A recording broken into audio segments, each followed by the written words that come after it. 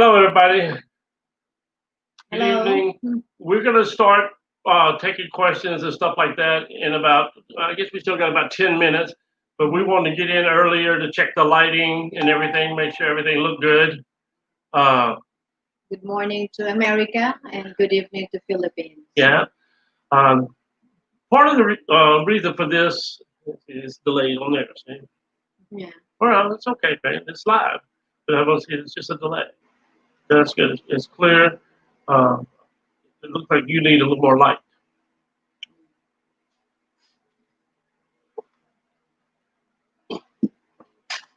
Yeah, that's better. Is that straight in your eyes or not? And it's fine. All right. It's fine.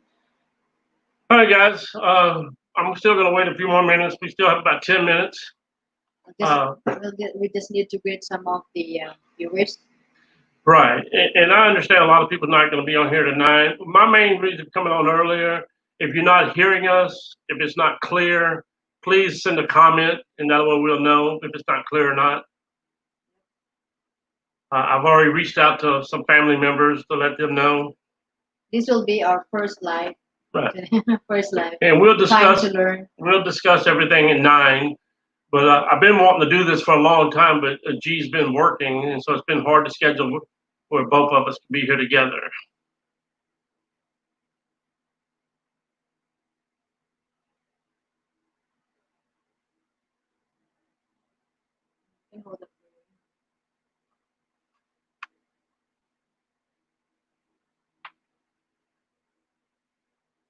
As you can tell, we're doing this from our house. Unfortunately, I had eye surgery, so when I take the glasses off, everything kind of becomes a big blur. And so bear with me on that. For when I see a comment, I'll have to wear my glasses. I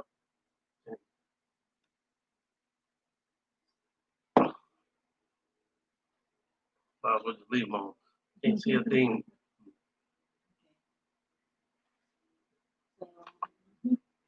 Well, no. The first thing that we're going to talk about is. Well, we're going to get started at 9, like we scheduled. This blog basically is about making money in the Philippines for expats that don't have jobs and stuff. So I don't really want to start early in case somebody does join in. I don't want to have to repeat myself too many times. So basically, we're going to get into that a little bit later. We had this already set up for a blog,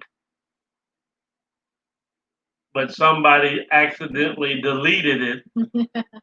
It was recorded yesterday. Right. It was supposed to be posted this morning, but so it gave me an excuse because it was still fresh on my mind what we just discussed yesterday. So basically, instead of being a recorded blog, it'll be a live blog, but it'll be the same material we talked about yesterday. You just told me why we don't try to have a live. Right. And I'm looking at the camera on our TV now, and that's my concern that your camera is better. Yep. And that's what I've really seen. Yep. But on here and laptop it's clear. Yours is just so much clearer. I guess you need to move forward. No, it's all right.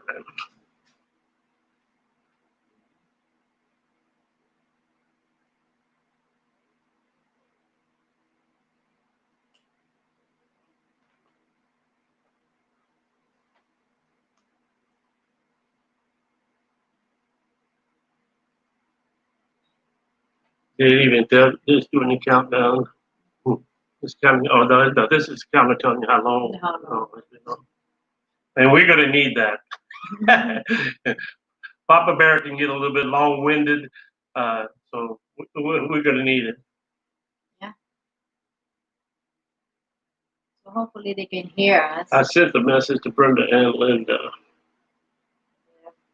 I figured Brenda's at church. So I sent it to both. If any of your friends you want to send them a message somewhere live on Facebook or that Richard guy, Ronald, I mean, one or Michael, you can send him. I can send him. He might be sleeping. I don't know what time it is there.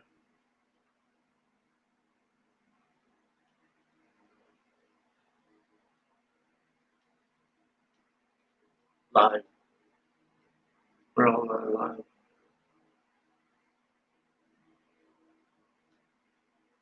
And Facebook.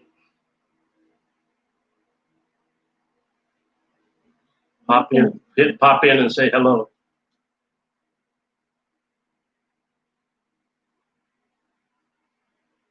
Pop in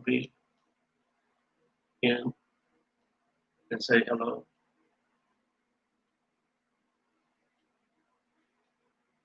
Hello.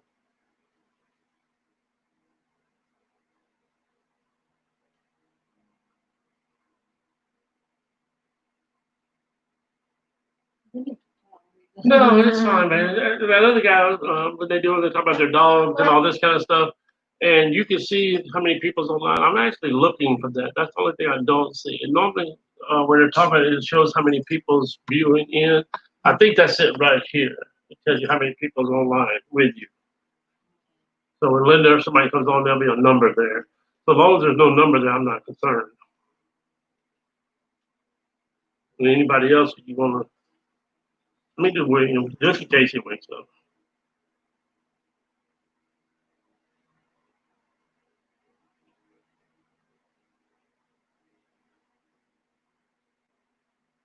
The time. Still got 5 Too minutes. early, yeah.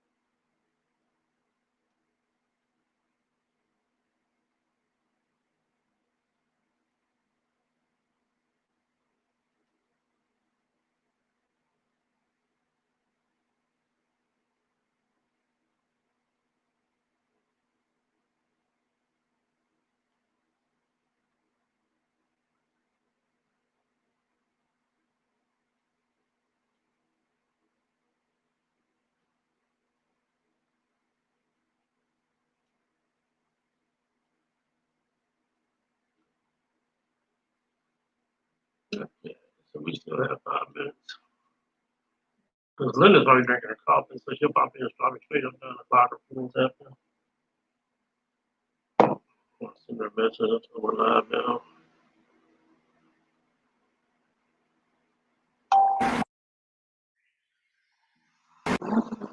Yeah, this is just, yeah, it's telling me we're going live in 2 minutes. So this one is still, they can still see it, or they can see it now. Yeah, it's live, man. It's just, this eye, I'm sure, tells you how many people's watching. I'm on phone with that money.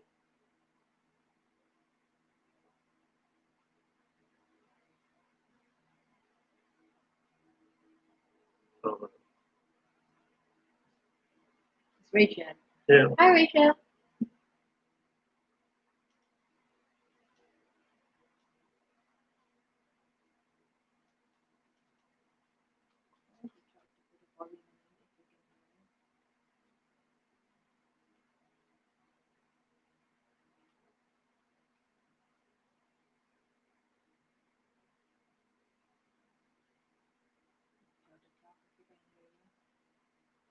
You just want to check the sound. It's very loud for me. I wasn't concerned. How about yours? That's coming through there, man. It's very loud. Just want to check the sound. It's very loud for me. I wasn't concerned. How about yours? So there's a little bit delay on. That's coming through there. You want to hear yours?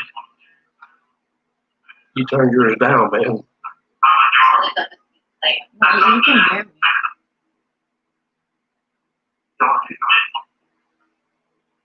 You turned yours down, man.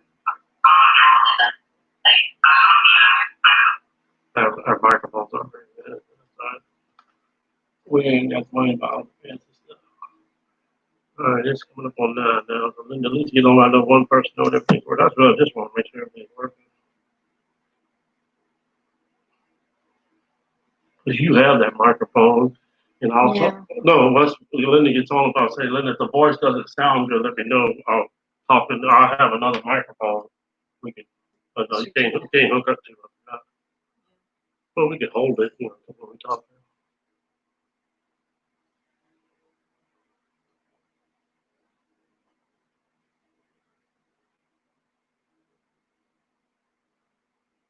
We're sending out a few more messages before we get started. There's still about 2 more minutes to go. A lot of this stuff is we're just trying to figure some things out for ourselves. We're checking something on our screens to see how clear they are. And under the StreamYard, I think I'm understanding this correctly, so I can see if there's somebody on there or not. I forgot this is being recorded also, so it'll look kind of silly on the recording, but that's okay. I'm not concerned because this really is just a trial to learn. That's why we have a lot of things. She was very apprehensive, very nervous to get started, but to me, it's just trial and error. You get started and go from there. Because those people that is on live, you go directly on here. Right. Right. But most of the ones that are professional, like I watch this guy that has a newscast and does stock trading and stuff also. He goes on sometimes 30 minutes early and talks about his dog and everything else while he's waiting to see. He's watching how many people's online. When he's comfortable for the number, then he goes live. He just don't want to repeat himself either because he's discussing the stimulus check and stuff like that. So he's actually waiting before he goes online. There's no use to start talking if he can see there's no one online. He's not going to concern himself. And for us, it gives us a chance because it's a good little reach for me to touch some of this stuff and all this kind of thing. So just getting acclimated. But I actually enjoy this kind of stuff. I used to do a lot of free speech and all this stuff when I was in college. So I'm not concerned. I'm actually very comfortable with a lot of this stuff. I can't invite some of my friends because they doesn't know about stocks here in the Philippines. Only in America. But they still might want to see you. You ever think of that?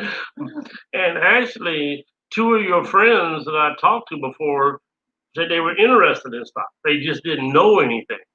And so this would give them a chance that they would have been able to ask some questions. But a couple of your friends both told me they were interested in stocks.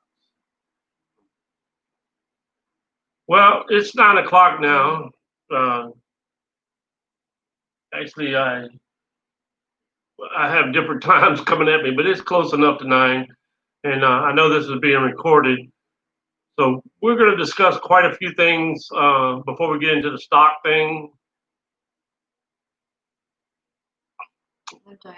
That's one thing I wish I could do is type that fast. I'd still be on the word "the." Mm-hmm. What about your boss, Liz? Invite her. I invited Ellie. Yeah. All right. Well, it's 9 o'clock. We get started first on women. Right. It will be so before the people will join will view the live video. You'll be on the start at that time. Well, the main thing is, our relationship has gone on for over 7 years now. And our very first video is basically about our relationship. But we didn't discuss some of the things about how we got our name, Papa Bear and Kitty Cat. So some were furious why you call him Papa Bear? Why he called you a Kitty Cat? So actually the name Papa Bear and Kitty Cat Philippine Adventure was our idea when you first got here in the Philippines. Yeah, that's a long time ago. Yeah, but my size and her size differential, you could just kind of figure the two out. Because when I first met her, I was around 300 pounds. I was so tiny. And she was very small. And so people always say I look like a big bear standing next to her. Yeah. And I never really was comfortable with my friends calling me by my first name. My first name to me was always my business name in the business world. But my friends all call me Rusty. The people that's known me as a kid and people that are truly my friends. Just business people that I work with or employees that work for me. And so they've always called me Mr. Warren or Warren. It's just not something I enjoy. I only want to hear that when I'm at work. But now it changed a big change. Everybody calls me Papa Bear. Yeah, it doesn't matter where I go. Even people at the grocery store call me Papa Bear. I didn't even know the other day, me and her was in the store the other day, and somebody hollered at me, Papa Bear, and I kept on walking because I didn't hear him. It was her nephew was looking for her, and he was calling out my name, Papa Bear. So I'm And I actually, even asked you if it is okay for you that everybody I calls you prefer Papa it. Bear. No, I prefer. To me, it's a term of endearment. You know that if somebody don't like you, hey you, hey old man, Mr. Paris, this kind of stuff. You're just that person. But if they take the time to be comfortable enough to call me Papa Bear, I figured that's a term of endearment. I mean, look at Allison. I know where she was, and Mm. then in church, and then Papa Bear, Papa Bear, and now she just hollers it out all over the church. Uh, so I'm very comfortable with it. And the kitty cat with her, I sent her all kinds of stuff when I first met her, little chains, everything had a little kitty cat on there and all this kind of stuff. I remember you called me kitty cat. You said you're like my cat Sassy.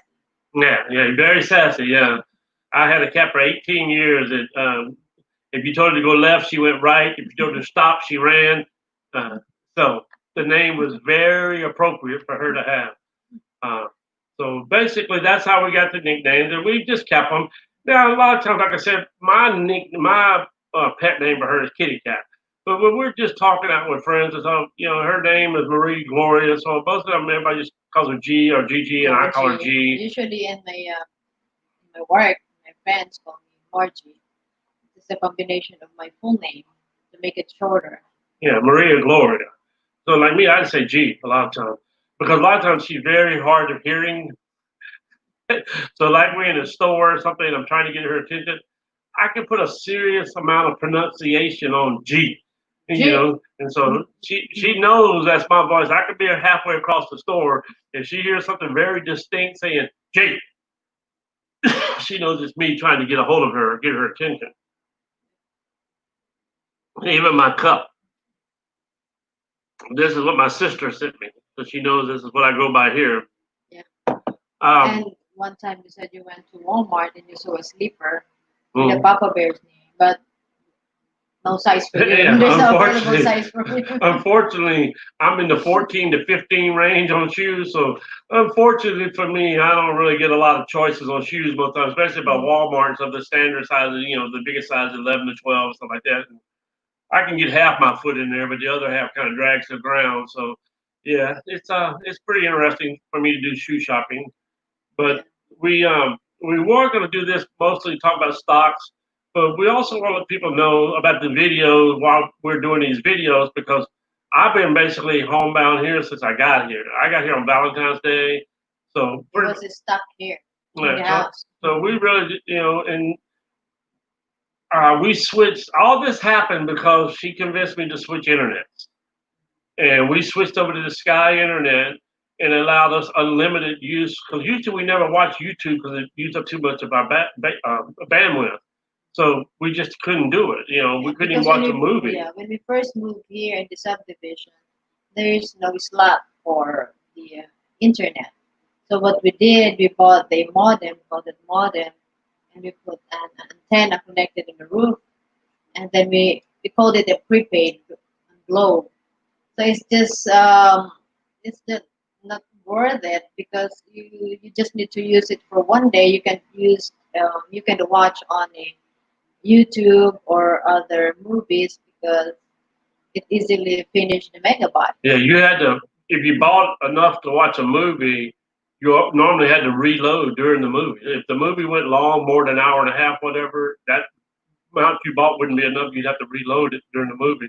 And I've had to do this for years because I'd be watching the football games on my uh, computer, and it just eats it up.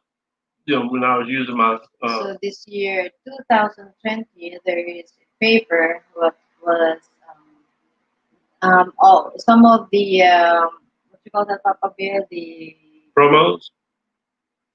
the one who is giving away the papers. Yeah, just salesmen, door to door Yeah, salesmen. he left a note on the gate. So when I grab it and I read it, it's a Sky Cable.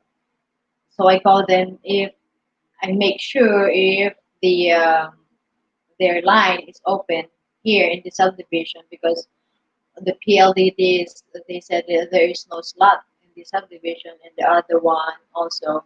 So we keep on waiting and waiting. So we've been 5 years staying here in this house, still no internet. So this new Sky Cable internet was already they already had line here, so we're able to get that promo for this internet. So we were able to use as much as we can. We can watch over time. Oh, it There's no really, problem. It's I very guess good. we've never even come close to using up. And at one time, when her son was here, we had computer on, YouTube on TV. He got YouTube on his phone. She got YouTube and Facebook on her tablet. So at one time, we'd have 5 different things going with no problem. So this guy's been very good. It's worked very well for us. We really had no trouble with it, other than them shutting it down one day for 24 hours. But other than that, everything's been fine. This will be a good test with it on here too on this live feed. I want to be able to get some feedback as soon as possible on how it's coming across. We have it on our TV with the volume on. It seems to be a little bit blurred, so I don't know if it's the camera. Her camera on her tablet's very good. Yeah. So the next one we do, We will try if I can upload the apps on the tablet. you don't have to My upload iPhone. that. It don't work that way. You don't have to upload anything. It's just automatic. All you do is just go into my account. It's really StreamYard is so popular because it's run. You don't have to download an app. It's all you just click on it, and they send you a password, and you're good to go. It's really for somebody beginning, because I'm seriously challenged when it comes to this stuff. I was able to start learning how to get through this process real quick, how to understand everything, how to set it all up. I'm actually comfortable enough if we wanted to invite somebody in to do a split screen with us or something like that. It's a pretty simple thing to get involved with. I saw some of the other people that were doing it were saying that they were very nervous about it. But realistically, there's not really much to it. It's really pretty simple. Well, you sign up for whoever you want to be on here live, Facebook or YouTube, and you go to town. It's pretty simple. Uh, all right. Well, I'm going to talk a little bit because I know this is being recorded about options. This was the stuff we covered last night. We One of the biggest problems we have here is expats coming over here too soon before they're on their Social Security. And when they get over here, most of the time, and it's probably 50-50, I'm going to give it that, they think it's going to be cheaper to live here than it really is. And I think a lot of them come over here with a real false sense of, oh, I'm gonna go over there and live for $300. No, no. If you get a cardboard box and move out there underneath one of those overpasses, you got a shot at it. But truthfully, financially, you need to be able to budget yourself. We did a video a while back saying you could probably get by on $600 if you don't have a lot of other outstanding expenses on credit cards, and you find a rent that's reasonable. You're very, very careful on your budget. Right. Then. Well, we also our rent's only 5,000 pesos. Yeah. You're not going to live in Manila or Makati or Cebu CD or any of those. And even the ones I look at in Valencia and Dumaguete and Iloilo and all these other areas, they all start at $300-$400 in that range. And I saw some of them had theirs at $260 or $300. But basically, I probably have looked at 100 different videos of the prices in the other areas, and basically they all basically round up to 3 and go from there. If you're in the city, but probably if you're outside the city, we found a lot. Yeah. So on ours, if I was living somewhere else, I'd have to add 200 to my budget. And maybe even a little bit more. The bigger place you get, the more utilities you're going to use. So you may have to add 250 to your budget instead of 200. So that's one of the things you have to do. If you're coming over here and you're already on Social Security and you're getting over 1,500 a month on Social Security, you should be fine. You should be able to put a little bit aside for medical emergencies and stuff like that. But most importantly, just setting your budget up within your limits and leaving yourself in English, where I'm from in the South, we call it lanyard. Leave you a little bit of lanyard money to the side where you'll be able to have some money put aside. But if you come over here before you get on Social Security, then it's a problem, because you need to have a realistic budget when you get here. Just like we compared our life when we were living in the city and living here in the province. Oh, it was 2,000 a month over there. When we were living in the city, the big city, in Manila, and the area that we stayed was everything is there. So everything will be expensive also. I saw someone came on, so if you can hear us okay, just give us a thumbs up or let us know if you hear us okay, and let us know if the video's okay. If the sound is okay, if they can hear us. Yeah, because this is the first time we've used this computer. We normally use her iPad there, and it has a very good camera on there. So if you just give us a thumbs up, or if it's say if it's blurry or the volume's too low, just appreciate any feedback you'll give us. But getting back to the living here before you get to Social Security, there's really no way to get income from a job unless there's one example where you can, is like I said, there's Marriott's and there's Hilton's and stuff here. If you work for one of those companies in America, there's actually some Jollibees in America now, and Burger Kings and McDonald's. If you work for one of those companies and they're willing to relocate you here, they allow that because they don't feel like you're taking a Filipino job. You're relocating here. You're legal. It's perfectly legal. You'd be Yeah. relocated here, but that's really the only exception for you having a job. They don't allow you to take any job that is potential for a Filipino. I know some of the call centers, most of their supervisors are foreigners. Yeah. They're brought here in that role to oversee the Filipinos that are doing the phone service there. So that's an example where you can get a job, but those are far and in between. And then the second one I discussed last night, there's a lot of these online classes where you can help teach children and adults English. And you don't really have to have a degree in English. You just discuss with role plays, discuss like a You will be given materials to use for teaching the children. right, but there's also some that's not it's not set up that way. There's some set up where you're actually interacting, and you can use like teaching them about slang words and stuff like that. And that's the ones I looked at didn't even require a degree. They just want you to do a demo video showing how you would conduct the classroom and making sure that you'd be able to, especially the children. It's very hard to keep a child's attention, so you have to be able to show them that you are going to be able to have, props and stuff that you can show them that you're going to keep them entertained for that amount of time. And the client picks you. You can't go on and say, I want this number of clients. The client picks you, so you have to be able to say, uh, thanks, Linda. She keeps clicking the button, so I couldn't see what all you said. You said she told me, Papa Bear, I don't want to touch it. I don't want to touch anything. And the minute I go to read something, she's over here just touching away and banging away on there.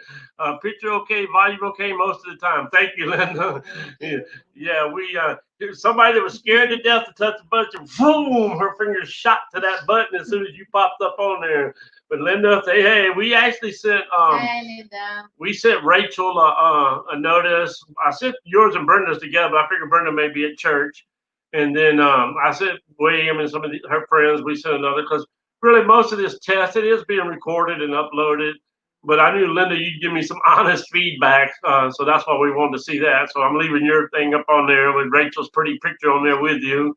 But basically, what we're just basically discussing, and Linda, I know you can go in and out. That's fine. I know you're probably still on your third or fourth cup of coffee. But my main thing is, I just want to get some honest feedback from you and whoever else pops on there. But we were just discussing about how the different ways to try and earn an income. And really, the main way for an expat here to earn an income is what I tell people is through option trading. Because if You're still not on your right, and one of the things with option trading is a lot of people have accumulated stocks to their retirement accounts, and you got your coffee. Good job. They've even anybody. Even one of the things I hate is these corporate stock things because most of them put you in some little fund that they don't really watch, and then you're just another employee, so they don't really care. And I've seen some of them be in the stock for 5 years in this funds and be no growth, zero.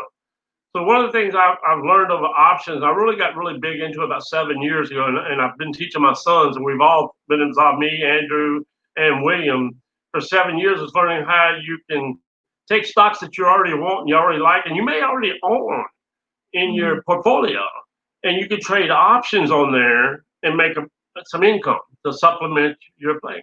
And like when the stimulus check came out, that's what I did. I put aside some to help me get back home.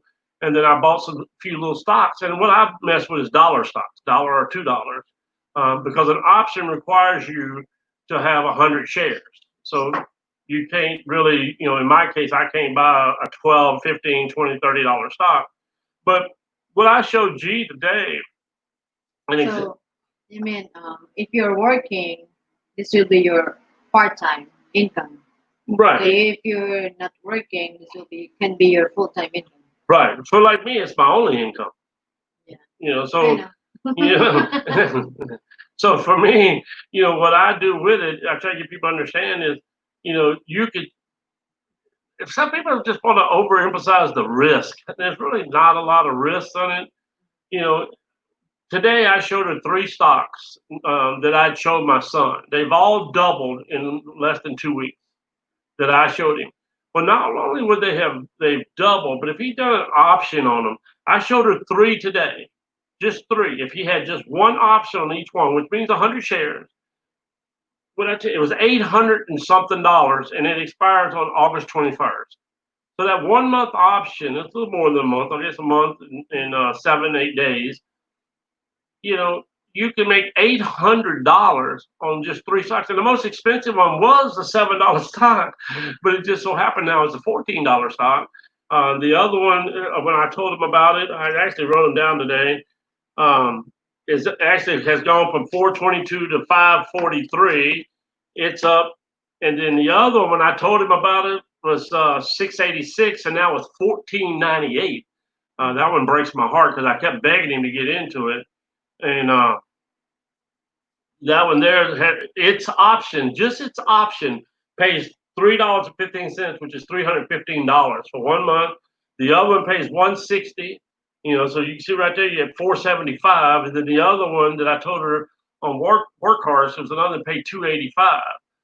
So all three of those are good companies that you want to stick with if you don't want to day trade it. You could have bought those options on there, and the strike prices on one of them was actually up $3. So not only would you have been paid the 240, but you'd have made another 300 if it reached the strike price. If it doesn't reach the strike price, that's even better because then you can trade it again and again and again.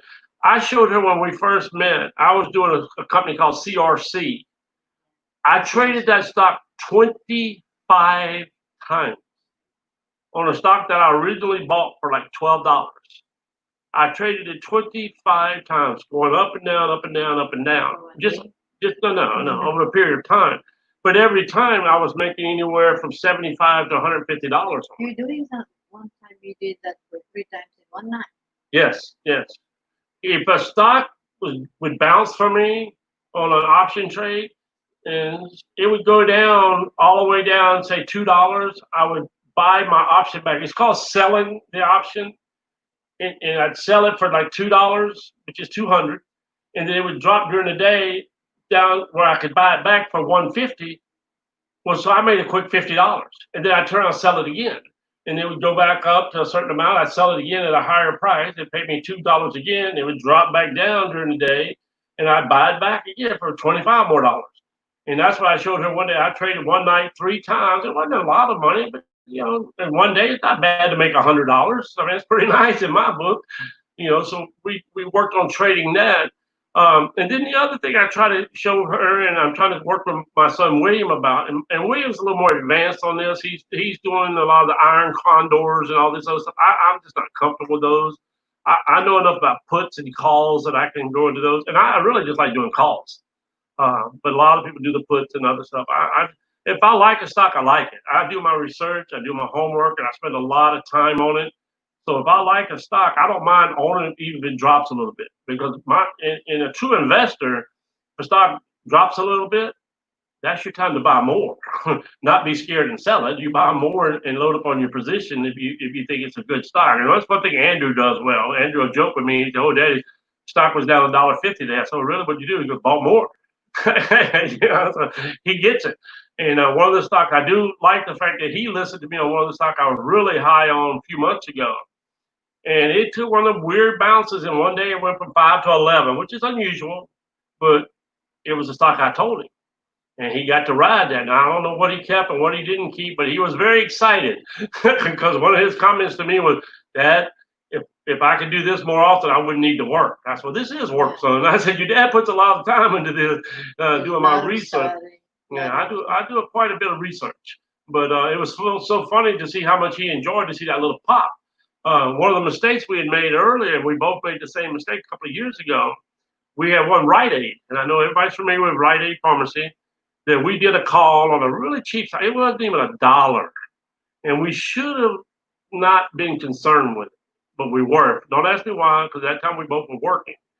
And it had a 40-cent strike on it. So you made 40 quick dollars on $1 stock. I mean, that's ridiculous, you know? And so we bought it at 140 with a $2 strike. Well, it plummeted. You know, there was some negative news came out. So me and Andrew we took $40, we took a little bit of a loss on it, and we sold them. Well, I only had about 150 shares. Well, Andrew had about 300 and something shares. I'm not really sure what he had. So he took a bigger loss than me. I see now the stock's around $17. Well, those little dollar stocks, just leave them aside. It ain't no reason to unload it. I mean, if it was a good enough company for you to buy in the first place, then why unload it? If it takes a little drop like that, buy you some more. You know, if it's a company that's, you know, I'll give you a classic example. Lufkin Coffee, Crooked Chinese Coffee Company.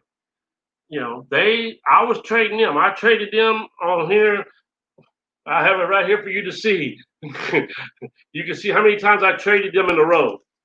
I'm trying to line this up with my camera, but that's Lufkin Coffee. So I traded 1, 2, 3, 4, 5, 6, 7, 8, 9, 10, 11, 12 times. But I wasn't making a lot on it, but every day was 15, 28, whatever. But I bought this stock for $2. Well, luckily it did a pop one day. It went way up. I don't remember when it was high. It went up to like $8, whatever, and I sold and brought back down. Well, I had some bad feelings about it because I read some press releases on it showing that they had some illegal accounting. They were doing false numbers showing, because they're the big competitor for Starbucks in China. And they were doing all this reporting that they weren't actually selling any of these coffees that they were claiming to be. It was all fake. You know, so luckily the night before, sometimes you just live right. I sold mine. The next day it bottomed out.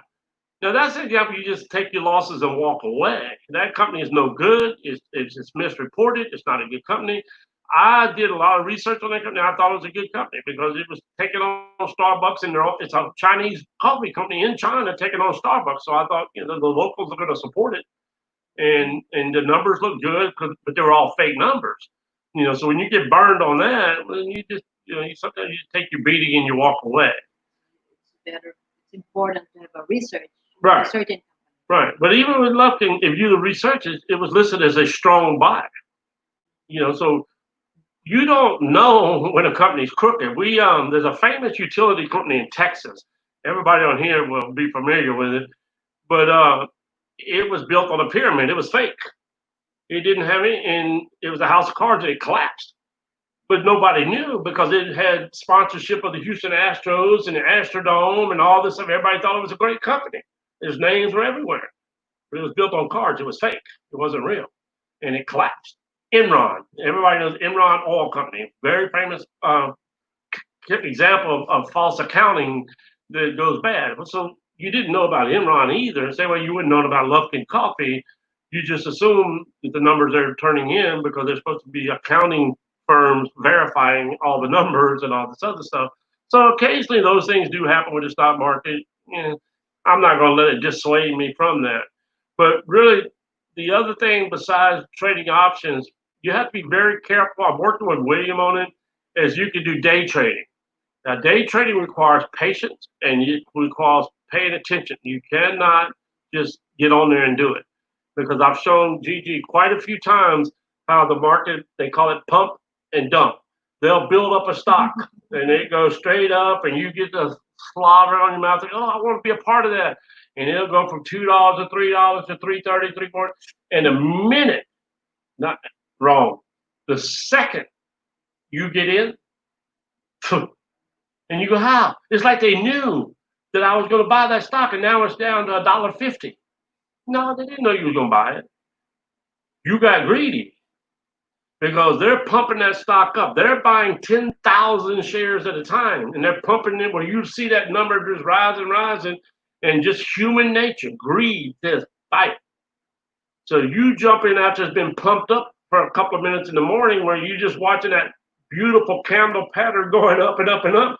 And right about the time you get in, it's about the time everybody else is getting in.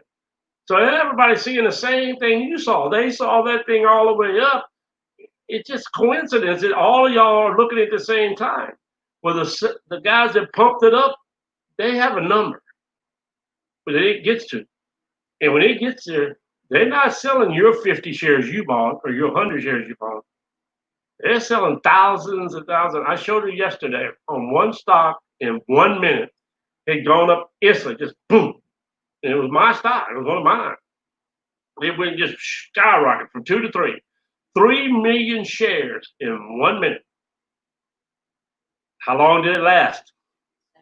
Seconds, and then turned. So they were hoping with that pumping that stock up, that a lot of people would jump in and then they would sell when the price got high, and all these other people that bought it would be sitting there. We call it holding the bag. They'd be sitting there holding the bag, going, "What happened? I bought it at $2.80. Now it's at $1.50. What happened? I just lost tons of money." Yeah, you got duped. You got part of the pump and dump. What you can do, what I do, you got to be ready at 9:30. I push her away. I'm busy. The stock market opens. Luckily here it's 9:30 at night. So at 9:30 I watch, and when I see one, because the most telling indicator is volume. When you see a stock that normally trades a million a day, and all of a sudden pre-market before the market opens already traded 25 million shares, and normally it's 800,000, that'll get your attention if you're a day trader. So you know somebody's pumping that stock up, whether it's real or not real. Somebody's pumping it up. Either some good news came out about a new medicine or something, and it's being pumped up. So I jump in there right at the beginning, because if I lose a few pennies, it's okay. It's only going to cost me a few dollars, $2 or $3. But I jump in there.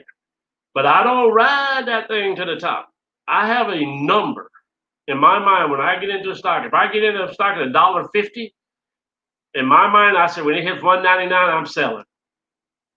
And on the one we were talking about from the other day, I was teasing her. I was a little bit disappointed because I thought it was going to go up a little higher.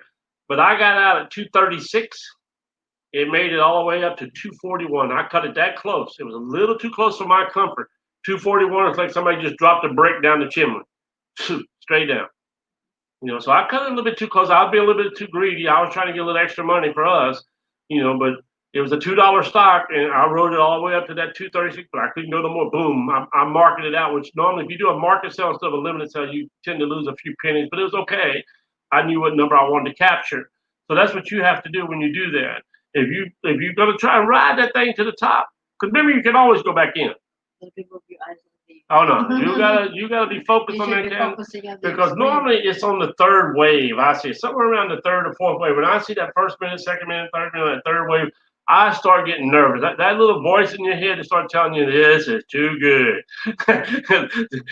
Trust that voice when it starts saying this is too good. It's going up too fast, too quick. There's always a pullback because it's called profit taking. Everybody's gonna take a little bit of profit even if it don't bottom out. So it's normal. So if you see a little dip, that's kind of normal. But if you're already, you should write your number down, your goal. If your goal was to make 40 cents and you know what your number is, if you hit it, why not get out? That's what your goal was. That's what you budget. That's what you're planning on. So I see too many people go, oh, it got up to 50, it got up to 60. Well, now it's -5. So instead of having $500 or $600 in their pocket, they're down 100 just from the greed. You went into it saying if it goes up 40 cents a day, I'm out. But you don't stick to it. It's funny that day when my son Wayne with me, I know he thought I was nagging the hell out of him. But one of the stocks we were watching together, he didn't buy that many shares. He'd only bought 50 shares. So he was wanting to make $100. But to me, you can spend 50, but that maybe coulda, shoulda, you can't spend. So we were going back and forth because once it broke where he already made over 50, I was driving him crazy. Son, you got 70 in the bank. Get out of this thing before it does. It bottoms on you. Son.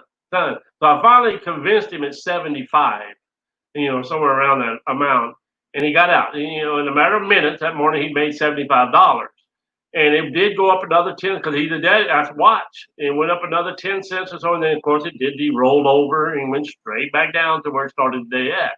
And then the next day it went up another $2. And I said, well, nothing stopped you from not doing it again the next day. That's what people understand. You can trade the same stock if the volume is there. If you get there the next day and it's still doing 10, 12, 50.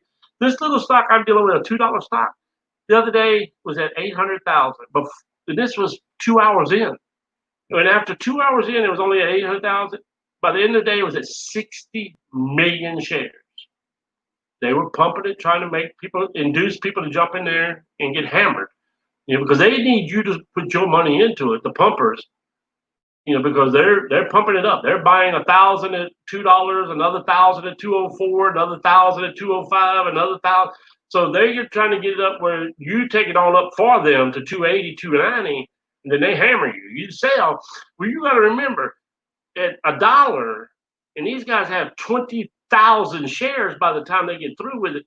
Well, you just made them $20,000, and they sold it. So their day's done. You'll see that stock won't move the rest of the day. Everybody already sold it. Well, how much you need to make in a day? How much you need? Think about it. This guy pumped that stock up. He had 20,000 shares. He made $1. He just made 20,000 US. And he closed it off. He called his Mercedes dealership and said, I'm upgrading to a new Mercedes. I'll be up there in an hour and pick up my new car. And he hangs up the phone. So you can do the day trading with your little 5 shares and 10 shares and 20 shares, and you're not going to make enough money to go to the Mercedes dealership, but you make enough to put some food on the table and pay a light bill or do some others at 10 shares, 20 shares. Like what you're doing. Right, that's what we do it for. We do it just to try to supplement my income. My sisters and brothers and sons have been helping me out through this time because we have no income. We have no way to pay any bills. It's just the way it is. I've been here 5 months, and barely had no money. Markets helped a lot. Yeah, I mean, we've been lucky that we've had a couple little hits here and there because our utility bill, for some strange reason, popped us. But we had to pay a $200 utility bill last month that we weren't prepared for because they backed up everything from the lockdown. So, the stock market in some ways, we joke about it. That if we have a good day on stock, a lot of people wouldn't do what I do. They're not going to mess around. Some of these I only make $15, but for us, $15 is the difference whether we go over there to the market or we actually go to the grocery store and get something nice to eat. So you have to compare apples and oranges. Where in our living situation here, it's easy on a trading of a stock if you pay attention and you do your homework, to do a little bit of day trading and pick up a quick $5, $10, $15, whatever. My son, I did another stock with him 2 days ago, and he picked up another 50, I think. Now he can afford to go higher, but his risk tolerance is low. He don't want to risk it, so that's fine. I'm sure $50 for him, he's very happy. Thanks, Linda. But the main thing, with him is it's all about risk tolerance. So if you don't want to risk more than $20 for that day, that's easy. You still can do it. You still can day trade. One thing about E-Trade that I like, their platform is real simple, and that's what she showed on the cover page, is I go in on a stock, and I pay, say if I see a stock, I'm going to buy it $2. I'll make simple math. I go in at $2, and I buy it. I buy, say, 50 shares at $2. Okay, I just invested $100. I can't afford to lose no $100. I'm not even going to take a chance on that. That's out of the question. So what I do on that, as soon as I hit the buy, it clicks on the bottom of the screen and shows me you purchased it for, it may, because I do market, sometimes it may show $199, may show $201 or whatever, but I know where I've been at. It clicks, it shows me $2. Well, I immediately, because it's still up in my little box, it's showing the stock I bought 100 shares. I immediately just switch it from from buy to sell. And I go right back in and say I want to risk $5. I just change that 2 to 195 and I hit the sell pending if it gets to 195. And then I just watch it go up. I can put down 190 if I'm willing to risk 10, and that's about as much as I'm gonna go, because I'm trying to do this to supplement my income, not take away my income. That's the one you told me about. You need to risk a few dollars so that you can get your. Well, that was an option trade, and that's one of the things I love about options. The stock went up quite a bit more than I was anticipating, and I had already committed to the option, but I had gotten into that stock very cheap, so I needed to buy that option back. I'd sold my option, so to get out of it, I have to buy it back. So they'd already paid me my money when I sold it, so it was going to cost me about $50 to buy it back. But the stock had made a nice, tremendous run from when I originally had bought it. So I just looked at her. I said, "I know this sounds crazy," and I let her slap my hand. I said, "I said we fit to burn $50 here, but I can't take a pass on this." And she said, "Papa, why are you going to lose $50? You never lose $50." I said, "I just can't risk it." And so I did two transactions at the same time. I popped out of that thing and ate the $50 because actually it was a little bit more than that because I had to give up the money they'd already given me also as far as selling the option, but it was still worth that too because then I was able to go ahead and sell that stock. And I liked the stock so much that I bought 35 shares back. That wasn't enough to trade an option, but I liked the company so much I went and bought it. But it was a thing where I gave up $54 to make $200. To me, I'll do that any day of the week and all day on Sunday. So it's just one of those good trades that come along. I'd had that stock at a very cheap price. I'd gotten in. It was one of the lists that I'd given my sons. Hopefully, Andrew stayed with it because Andrew's probably made a few thousand off of this stock that I told him about. But for us, that was a real nice hit for us that we were able to pick up $100, and that's good for us. Because most of the time, like I said, ours are very small trades, dollar stock, $2 stock, blah blah blah. When I talked to William or Andrew, I let them know. Right now, I have probably there's 20 on each page. I have about 80 to 100 stocks I'm tracking at any minute, and I try to do all the homework on there. But we really feel like for an expat coming in here that's not eligible for Social Security. In my situation, if I had my retirement account, but I had something that happened to me that was no fault of mine that I had to give it up a few years back. But if I had that account, I wouldn't need no help from anybody. I give the example of I showed her today. She knew that my favorite stock was Square. I'd done all my homework. I begged my sons to buy it. Neither one of them would buy it. I begged them when that stock was a $20 stock. I said, I knew the fundamentals of that company. Everything about it I liked. I had actually been a Square customer with the chip readers for the phone. And I tried to get anybody that would listen to me to get involved with that company. I said, you watch what happened with this stock. How much was it at today? $128. Yeah, the same stock that was at 20 something dollars not too long ago, today is at $128. Now I had over 100 shares back then, and I had to sell them. But if you had a couple of hundred shares, just think about it. You're talking about 20,000 profit in one stock. But that's part of doing your homework and understanding that stock and understanding it's all about the fundamentals of a stock. If you look at Bank of America, it ain't going nowhere. Now, Bank of America doesn't move, so you can't really do trade options on it and day trade on it. It may stay at 30.01 and 30.02 for days and days and days and days. So it really ain't one that you want to trade. Most of the speculation trade is done in the pharmaceutical field, but there's still a lot. I'm involved with a stock right now that's involved with the entertaining, and there was another one that I gave my sons that I begged them was Roku. When it came on, I begged them to get involved in that stock, and now it's a ridiculously priced stock. I think finally they're they're listening to me, and because they're seeing how much money we call it in English, they leave it on the table. That they really could have gave themselves a nice little nest egg or stream of funds. But the main thing about it, it's not really that hard. In option trading, rule one, know the stock. That's simple. Just know the stock. Number two, be willing to walk away from the stock. If I go to you and say, like, I'll use the example of First Solar. First Solar, I bought a few years back on a Tuesday at $51. You had to buy 100 shares, so it cost me $5,100. It had a $4 strike price of 55.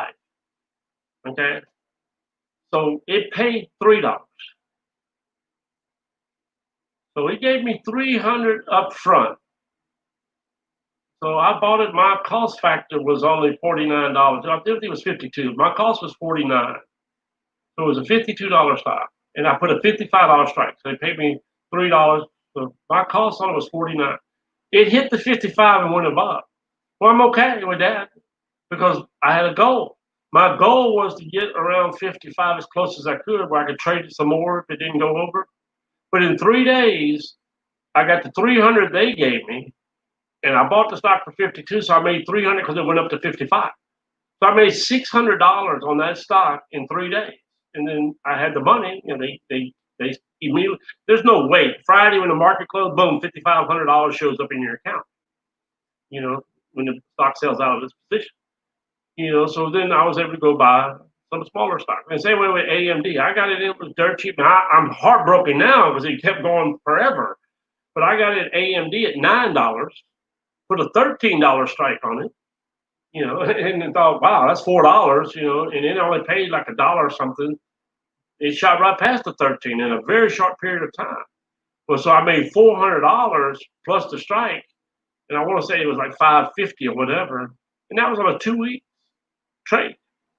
And now the stock's 30-something or more. I haven't kept up with AMD in the last couple of days. But once it gets up to a certain price, I don't really keep track of them too much anymore because I can't afford to buy them, so I don't really track them. But this video, like I said, the main reason I want to get this one again because a lot of people ask me. They said, Warren, we know you've been there 5 months, no work, no income. Luckily, I have sisters that love me and a son that loves me. So thanks to all y'all. But we have made a little money here and there on stocks to help pay the rent, the utilities, and we do get tired eating rice and chicken and stuff every day. So it's kind of nice that when we have a little hit, like we had a little hit on that stock I just said about that I had to buy back. And so it made it nice that we were able to go buy a pizza yesterday and celebrate our first little decent hit on the stock.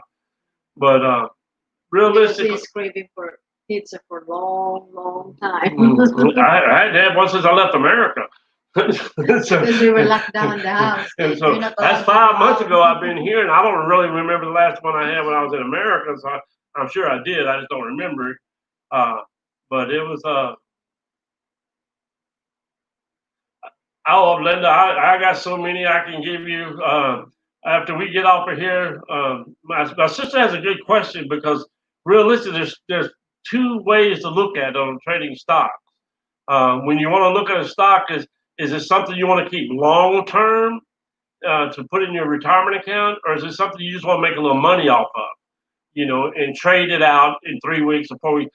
Stocks normally, most cycles are every 4 weeks. You have the monthly cycle. They didn't used to let you do the weekly trades on, but you can now. In the old days, you had to do it just once a month.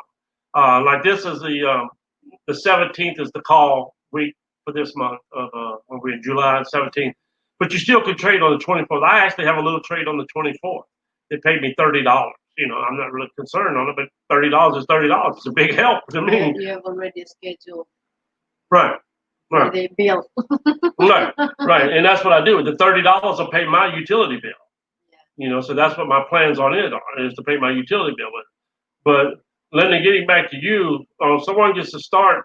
It's just, do you want to just have something to make a little money? Because you have to be able to buy 100 shares, and that's the whole idea behind it. So, like to me, the ones that I really like, I don't like to give away too many of my secrets. But I have this company I'm really involved in right now that I'm really watching. It's Genuine Brands, and it's the Netflix for children. And I'm using Netflix just as an example. It's not actually Netflix, but it's got some massive investors in it. And I think it's going to end up doing like similar to Netflix and Roku and some of these others. It's going to just take some time to get there. But I think it's going to eventually get there. And it's only a $2 stock right now, so I'm not really concerned. But I'll give you an example on that one. Let's just use that one for example. I'm going to break this one down because I see our time's at 57 minutes. But on this one here, right now, the price of the stock is $235. So everybody follow along. The stock's $235. If you do a August the 7th strike date, which is just a couple of weeks away. I think it's 3 weeks from now. So you do an August the 7th strike day. That $2.35 strike, you do a $2.50 on there.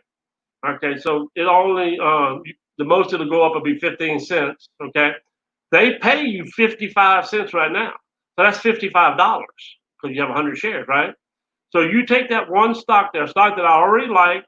I have this trade, so I got in. I got in a little cheaper than 235. But if you was to do it today, you would get in at 235 minus the 55. So that's 20. So it only cost you $1.80 to get in. You'd be paying 180 instead of the 235 because you get the 55 up front. The minute you do the trade, that money's put in your account.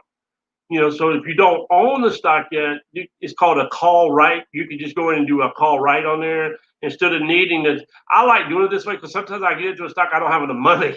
So say you only had $200, you could make that trade. You could go into the option screen and hit call right, CALL/WRITE, call right, and you wouldn't have to have $235. You'd only have to have $180. What did I say it was? 35. You'd have to have 180. So you would go into it for $180. All right. So say it goes over 250 by August 7th. Well, that's fine because you're into it for 180. So you made $70 on that little $2 stock in a couple of weeks. You made $70. And with options, you're not limited to one. So if you really like a certain stock, you can buy 3 options on it, make 210 on that same stock if you feel comfortable with it. It's just your comfort level.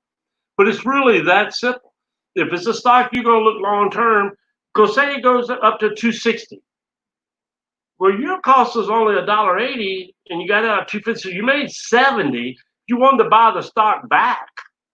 You give up $10 at that 70, you still got 60 profit in the bank. You just buy it back at 260 and do another option on it, $3. And you can work your way up the ladder. I've done that many times with some of my little stocks that I started out with. I think CRC was an example. CRC is traded several. I just walked it up the ladder. I bought it cheap, got out, kept my profit minus what I needed to buy more, went back into it a higher strike, a higher strike, higher strike. But it's really that simple. And that's just an example of a stock that I'm in. But I've done the homework on it. It's listed as a strong buy. It's pending direction is strong buy. I know the company, Arnold Schwarzenegger, the producers of Harry Potter are all in big investors, $200 million investors. It has no bills. It has no debt. So a company that makes videos, they don't have any debt. And all their videos are children videos. Their whole platform is for children. So when I look at a company like that, I try to find the negative. What is it about this company I don't like? Nothing. I can't find anything about it I don't like. Some of these others that I've told William about, I have some reservations about, especially if they're a Chinese company like NIO. It's a real popular company right now. It's really on fire, and it's paying tremendous and Workhorse also. But as far as my comfort level, I'm into this stock for 1.80.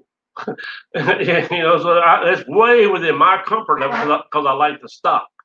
So hopefully, Linda, that answered your question because these trades there's not a few, there's a bunch. There's a lot of good companies, a lot of good trades, a little bit of homework. There's a company called Bar Chart. You can go into there. I do a little bit of followed on stock tweets where you get tweets about what's going on. The only problem you have with stock tweets and some of these other chat rooms, you have to be real careful because a lot of those pumpers that try to pump the price up are inside those chat rooms. And they're all, oh, you got to buy this. The guy that's a little too excited, kind of ignore what he has to say.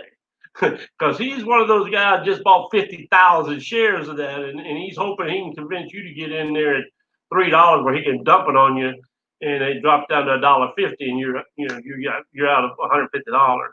But it's really that easy to do those. When you go into like an E-Trade account, you just click on the option, you put in the call sign for that one, GNUS, and you say you want to buy one option, and I'm saying buy, but I'm actually saying it wrong. It's sell. You go in and you say, I'm going to do one sell. And the easiest way to do it is a call right. You just click call right, put the call sign in, GNUS, and you pick the month because you can go way out. Now, if it's just say, Linda, for example, you want to keep a stock through Christmas. Well, that same one that's paying me 55 may pay you 100 if you want to hold it to Christmas. So instead of getting in at 180 and 235, you get in at 135, and that's all you have to get into it. And it expires at Christmas time, where you whatever it is, whatever your strike price is. But I used to do some of those, but I don't have the patience. I like being able to trade more often because, like I said, some of them when I had higher amounts of stock like CRC, I wrote it all the way up to $40 and all this stuff. As it came down, I was doing multiple trades a day as it dropped. So that was one of the things I liked about it. So always just remember that, when the trading of stocks, it's not really that complicated. You can ask advice. I don't mind if people send me questions over here and stuff like that because I enjoy it. It doesn't really feel like work for me. My frustration level is that I don't have the resources to do what I want to do. Uh, Especially when I'm begging other people, I'm trying to give them some advice and they don't listen. I just shake my head, and she knows how my frustration is because I tell her up front. So the other way she don't have to say, well, it's easy to say that now. I tell her up front. I'll say, watch this stock. I'll show her, watch this stock. And then 2 days later, I'll say, remember that stock I showed you 2 days ago? Yeah, I said, look at it. It's up $2 a share. You need to tell your son. You Yeah. need to Oh, tell your son. she's good at it now because she's constantly saying, why don't you call William? Why don't you call Andrew? And I always say, well, I don't want to tell anybody what to do. Even Linda, I don't want to tell anybody what to do.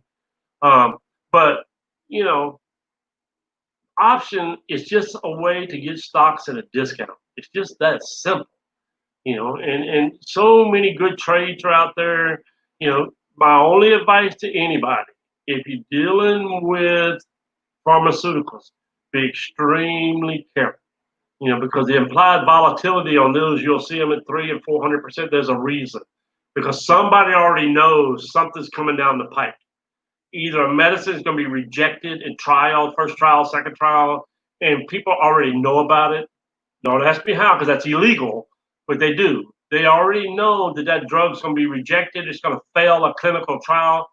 And that stock normally, for some strange reason, that's some legality issue. That's why you see so many lawsuits on these pharmaceutical stocks.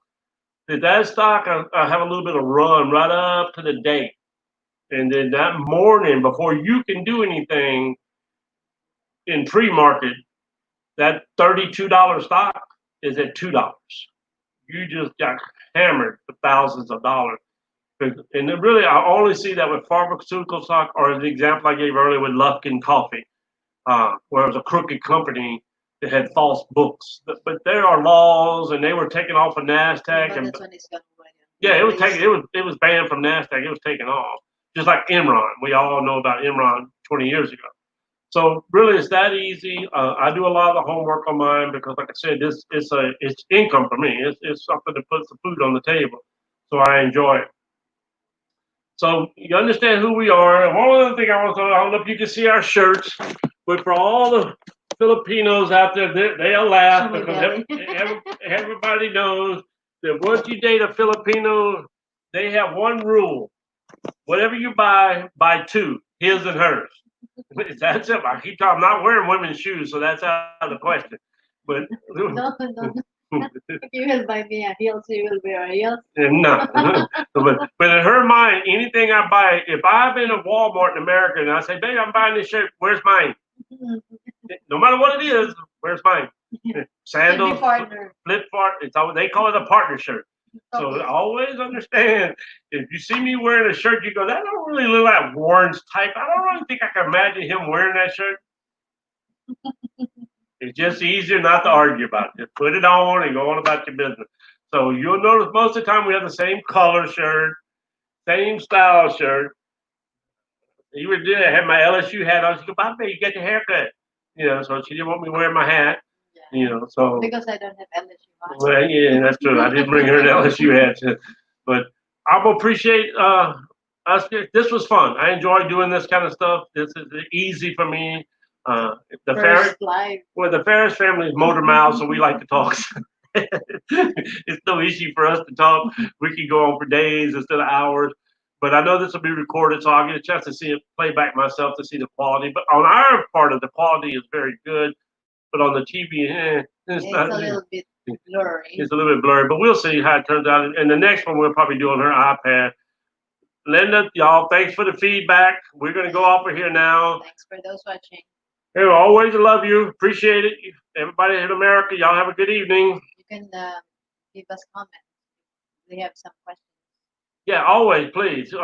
Please subscribe because we're really doing this to build up our subscriber rate and get people see us live, get us to know how we are. Because there's some silliness that goes on here. And Linda's got her LSU shirt on. Good job. But you know, we just want to show everybody we're just a normal couple, and we just live day to day. But Love you too. we just enjoy doing this, and this gives us me something to do because I'm over 60 in the Philippines. I'm not supposed to be outside. I'm supposed to be inside. So You should record. Linda, I'm gonna give you a call in a minute. So we'll talk to you later. Everybody, good night. Thank you for watching. Thank you for watching. Please subscribe. Bye.